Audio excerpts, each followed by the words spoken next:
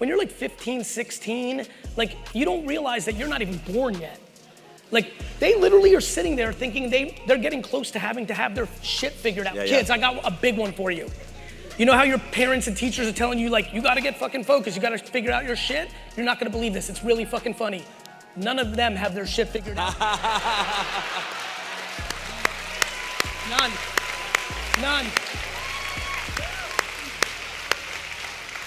So what I would tell them is, and I would tell this to a lot of people in this room, especially looking at the 20, 30, and 40-year-old, 50, 60-year-old faces, we have such a bad relationship with time. It's a big passion of mine. I know that people that follow me here know how much I pound this. With modern medicine, do you know that they're gonna live to 130? Yeah. Like real shit. Like, I don't know if anyone's paying attention to what's going on. It's crazy. Modern medicine is moving fast. We are figuring out a ton of shit. Like people, like literally if you're 12, 14, 15, 16, $110, $115, $120, $130, for real. And before you're like, nah, just do your homework. Look at what's been happening. 85, are you kidding me? If somebody lived to 60, in the 1970s, they were like, you fucking made it. So what I would tell them is, and I would tell a lot of you, and this goes back to like, this is gonna be a fun one because I'll tell them and then I'm gonna you. For them, they need to be high risk. Yeah. They need to follow their actual dream, actually. They need to mitigate regret. You know what is really hurting for a lot of people in here? The shit they didn't do at 20 and 30 that they wanted to. Right? Because they thought they were supposed to, or their mommy made them do it, or society told us. I get it. Shit. When I was a kid, like entrepreneurship wasn't even a thing. At 14, 15, 16, everyone told me, besides my mom, that I was gonna be a loser because I got D's and F's. Kids, I got D's and F's. Like, you know, like we didn't have you know who Garyvee is online? Besides trying to make my mom proud? He's the person I wish existed for me when I was 16. Yeah. You understand? Yeah. Which is why I talk about the bullshit of Nike. Like I needed someone to look up to. There's too many people that say win at all costs, kill everybody, fuck you. I don't believe in that shit. I believe there's two ways to build the biggest building in town. One, just have the fucking talent to do it. Or two, like most people, tear down everybody else's building. Yep. And so I think about that and I wanna be that role model. I wanna be that person for 15-year-old me if they happen to sit there.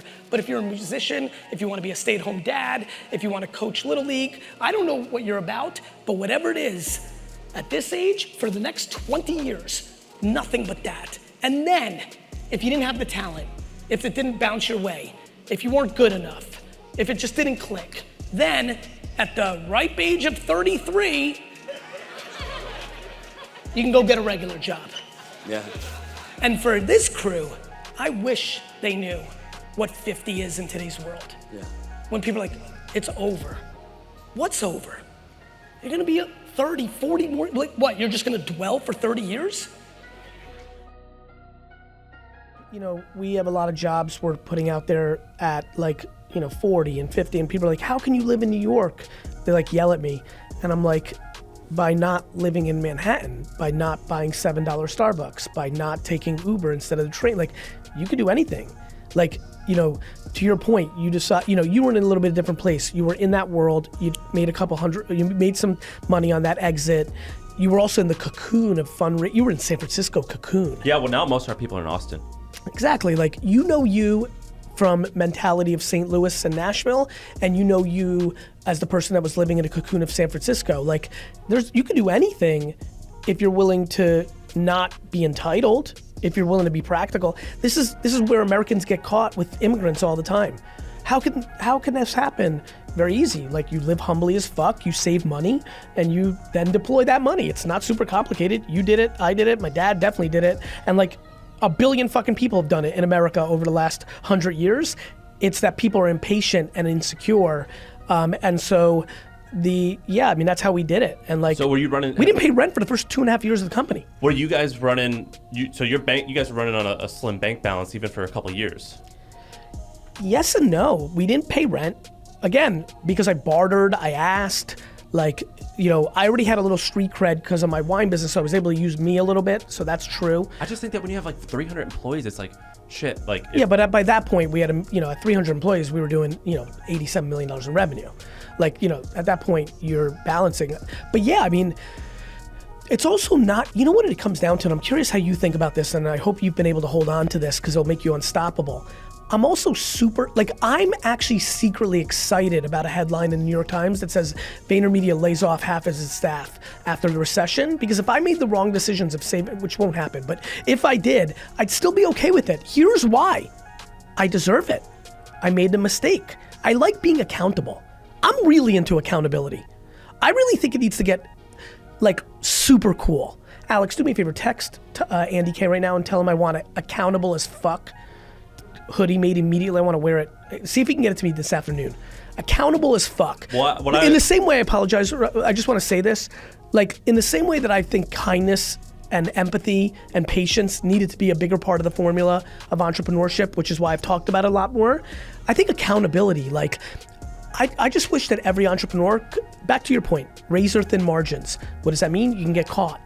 If you're okay with getting caught and paying the ramifications, you win. If you're not, as you know, and I've been listening to you on this interview, people creating exits in media land, creating exits that look like it's an exit. It wasn't an exit. They sold their assets for a penny on the dollar, but they didn't have the guts to say we shut down, so they sold early, right? People are not willing to be uncomfortable.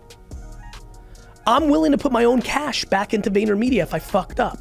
I'm willing to have to let go of 10% of worst employees at Vayner if 9 of our clients fire us.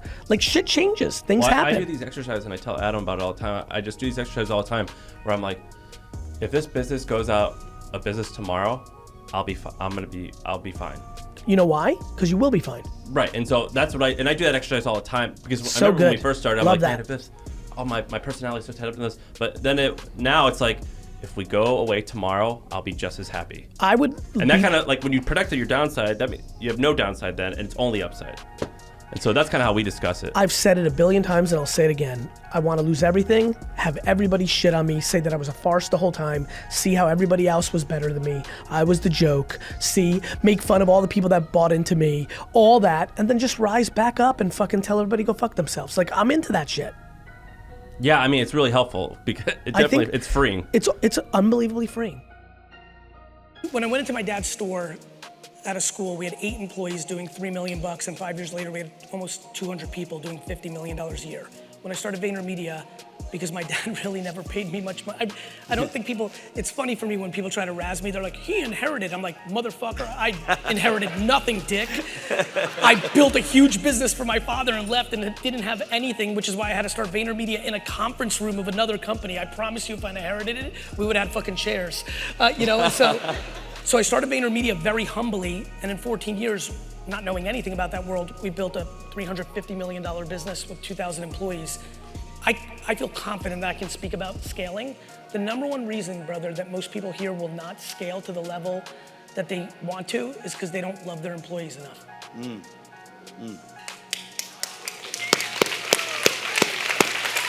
The real answer to the quiz is realizing you work for people, not they're beholden to you because you write their check. The way that employers treat employees when they have big aspirations and it's their company. I'm not talking middle management in a corporation. You're both in fucking jail. I'm talking it's your shit and you want it to be as big as possible. The 2 biggest mistakes people make is they don't invest in people really. For example, I have 2,000 employees. That's just VaynerX. I have VFriends. I have fucking Vayner Sports. I'm always still helping my dad because that's our relationship with Wine Library and Wine Text. I got the Garyvee brand. I got a pickleball team. I got a ton of shit going on. And yet, if you looked at my calendar, I'll show you right now. Real talk. Watch this. Tomorrow, I promise you, shit. Forget that. Don't look at how many. It's what? It's what in these 15-minute meetings? It's with Paige, Carlin, one-on-one. Destiny, John, one-on-one. Right, Charles, one-on-one. Yeah, one-on-one. 15 minutes. You just don't fucking care about them enough. Wow. And if you don't care about them first, how the fuck do you expect them to care about your shit? That's number one. Number two, the biggest reason most of you will not get to where you want to get to, promise you, the biggest reason is because you have a business to buy dumb shit. Yeah. What ends up happening is you got it going a little bit. You're doing 2 million, a million, you got 200,000 in profit, and you take all that shit and buy some shoes. Instead of leaving it, hiring more people and doing 4 million the next year, you're using your business for your lifestyle instead of you building your business. So for me, I don't think I had a salary over $100,000 until almost 40, because my dad definitely didn't pay me shit. And then when we started VaynerMedia, I was already kind of in that mindset. And so I was just reinvesting. VaynerMedia went from 0 to 1.8, 1.8 to 3. Then I went full time, 3 to 14, 14 to 27, 27 to 48, 48 to 72. But the way I was able to do that was, along the way, I wasn't trying to buy another house or a fucking boat. I was trying to build a business. And the biggest reason people will not scale here is they don't care about their people at all sometimes, or enough. And they use their business to fund their lifestyle. And they don't build a business, they build a machine of cash to like live, which is, by the way, do you. You can do whatever the fuck you want. This is America. But if you're asking me why I see people stay at 2, 3, 4, 5, it has to do with all the shit in their closet that they don't wear.